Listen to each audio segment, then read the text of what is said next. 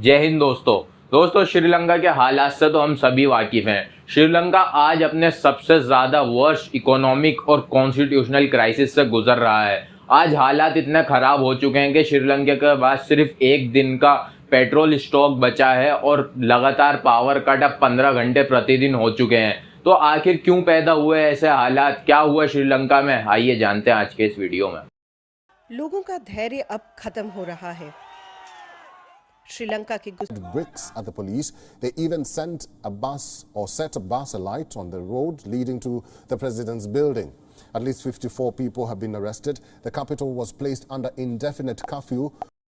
दोस्तों आज के दिन श्रीलंका अपनी हिस्ट्री के वर्स्ट एवर इकोनॉमिक क्राइसिस से गुजर रहा है, जहां लोग खाने पीने जैसे जरूरत के सामान के लिए परेशान हैं। वहीं दूसरी तरफ भारी मात्रा में प्रोटेस्ट भी हो रहे हैं। लोग मांग कर रहे हैं गवर्नमेंट के रेजिग्नेशंस की। कर्फ्यू लगाने के बावजूद भी लोग सड़कों पर उतर रहे हैं और सरकार को मजबूर कर रहे हैं वायलेंस का रास्ता इख्तियार करने के लिए। श्रीलंका के इन हालातों के खराब होने के कुछ बड़े कारण हैं। फरवरी के महीने में श्रीलंका के फॉरेन रिजर्व 2.3 बिलियन थे, जो अगर हम जनवरी 2020 से कंपेयर करें तो 70% नीचे आ चुके हैं। वहीं आज के दिन तो हालात इतने खराब हो चुके हैं कि श्रीलंका के फॉरेन रिजर्व 50 मिलियन से भी नीचे आ चुके हैं। किसी भी देश के फॉरेन रिजर्व नीचे आने का मतलब है कि उसको बाहर से सामान इंपोर्ट करने में परेशानी होगी।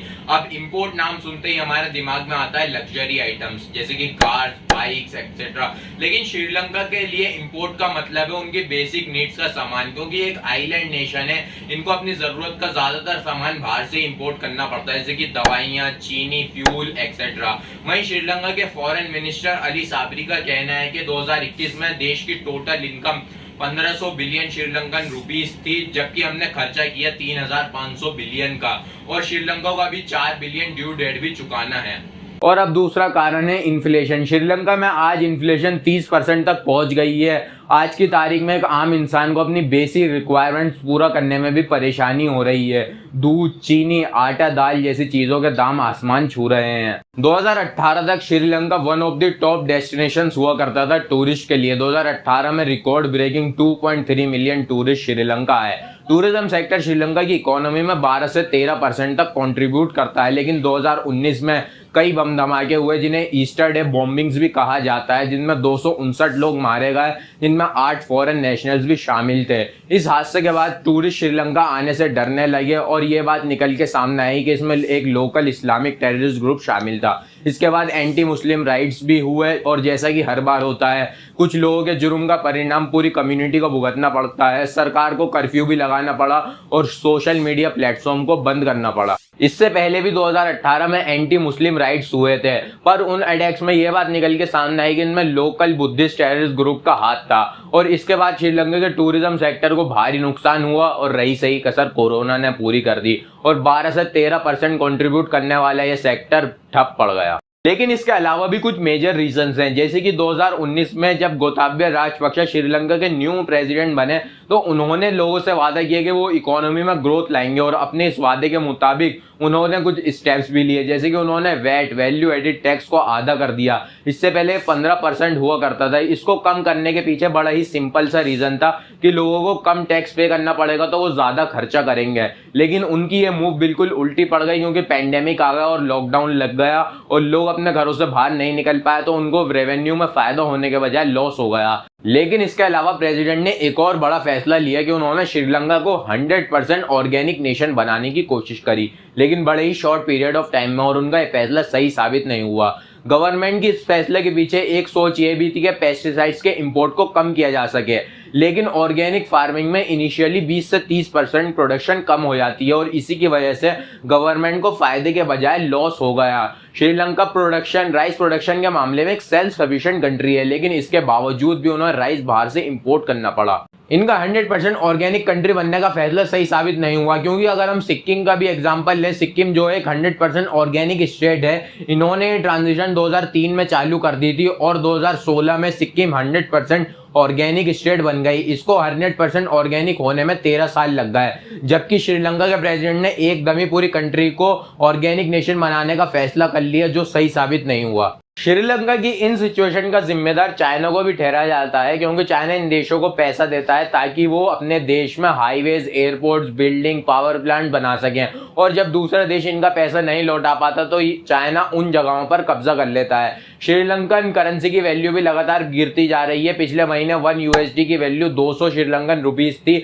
और लगातार ये बढ़कर अब 300 श्रीलंकन रुपीस तक पहुंच गई है, जिससे इंपोर्ट भी महंगे हो गए हैं। अब श्रीलंकन प्रोटेस्टर्स ने भी भयावह रूप ले लिया है, जिसके बाद श्रीलंकन पुलिस प्रोटेस्टर्स पर गोलियां चलाती दिखाई दी। अब पीएम महिंदा राजपक्षे चाहते हैं कि 20th अमेंडमेंट एक्ट को हटाकर 19th अमेंडमेंट एक्ट दोबारा रीइंट्रोड्यूस किया जाए, जिसका नाम 21th अमेंडमेंट एक्ट होगा। 19th अमेंडमेंट एक्ट लगाया गया था पीएम रानिल विक्रमसिंघे के द्वारा 2015 में। दरअसल ये एक्ट प्रेसिडेंट की पावर को छीन लेता है। इसकी वजह से प्रेसिडेंट किसी भी कैबिनेट मिनिस्टर को फायर नहीं कर सकता, ना ही पीएम को। और ये एक्ट तब लगाया जाता है जब प्रोटेस्टर प्रेसिडेंट के रेजिग्नेशन की डिमांड कर रहे होते हैं। दरअसल इसके खिलाफ काफी क्रिटिसिज्म भी हुआ था, क्योंकि पीएम रानिल विक्रमसिंघे ने ये अपने सेल्फी निश को पूरा करने के लिए लगाया। 20th अमेंडमेंट एक्ट अक्टूबर 2020 में लगाया गया था, जिसमें प्रेसिडेंट को फिर से ज्यादा पावर्स दे दी गई थी, जो उससे 19th अमेंडमेंट एक्ट में छीन ली गई थी। और 21 अमेंडमेंट एक्ट दोनों एक्ट के बीच का एक रास्ता है, जिसमें प्रेसिडेंट की पावर को सेरेमोनियल ऑफिस तक सीमित कर दिया जाता है और तीनों मिलिट्री अथॉरिटीज प्रेसिडेंट के पास ही होती हैं, और जैसे कि इंडियन प्रेसिडेंट के पास होती हैं, और बाकी सारी नेसेसरी अथॉरिटीज पीएम के पास दे दी जाती हैं। श्रीलंका में एक बार फिर प्रेसिडेंट ने स्टेट ऑफ इमरजेंसी डिक्लेयर कर दी गई है। पिछले 5 हफ्तों में दूसरी बार है जब श्रीलंका में स्टेट ऑफ इमरजेंसी लगाई गई।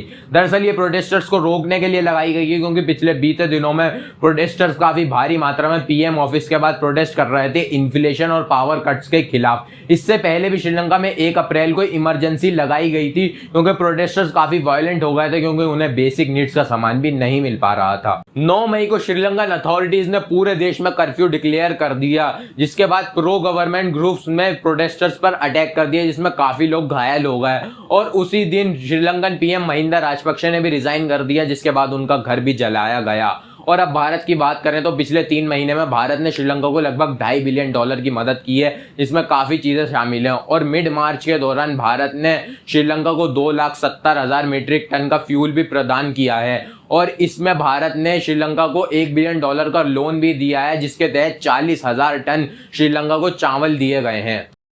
फरवरी के महीने में भारत सरकार द्वारा श्रीलंका को $500 मिलियन एक शॉर्ट टर्म लोन की तरह पर दिए गए हैं, ताकि श्रीलंका वो असेंशियल पेट्रोलियम प्रोडक्ट खरीद सके। और नवंबर 2021 में भारत सरकार द्वारा श्रीलंका को 100 टन नैनो नाइट्रोजन लिक्विड भी दिया गया, ताकि क्योंकि श्रीलंका ने फर्टिलाइजर्स की इंपोर्ट पर बैन लगा दिया था। और इतना ही नहीं, आरबीआई ने सेंट्रल बैंक ऑफ श्रीलंका के साथ $400 मिलियन का करेंसी स्वैप भी साइन किया, और श्रीलंका को काफी सारे एसेंशियल आइटम जैसे कि चीनी, चावल, गेहूं की भी मदद की जा रही है। इसके अलावा श्रीलंका ने भारत सरकार के साथ $1 बिलियन की क्रेडिट लाइन भी साइन की, ताकि वो एसेंशियल प्रोडक्ट्स को इंपोर्ट कर सके।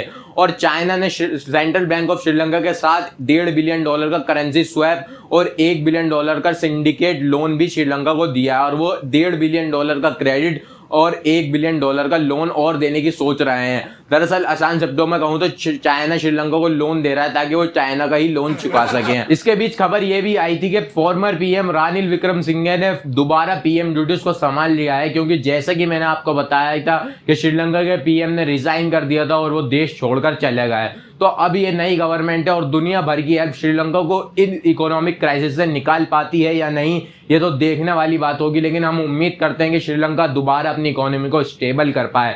तो दोस्तों, ये थी श्रीलंका की पूरी कहानी। अगर आपको इन वीडियो इन्फॉर्मेटिव लगी हो तो यार वीडियो को लाइक कर देना, और ऐसी इन्फॉर्मेटिव और इंटरेस्टिंग वीडियोस अगर आपको पसंद आती हैं तो यार चैनल को सब्सक्राइब करो। यार मिलूंगा आपसे एक और इंटरेस्टिंग वीडियो में, तब तक के लिए जय हिंद।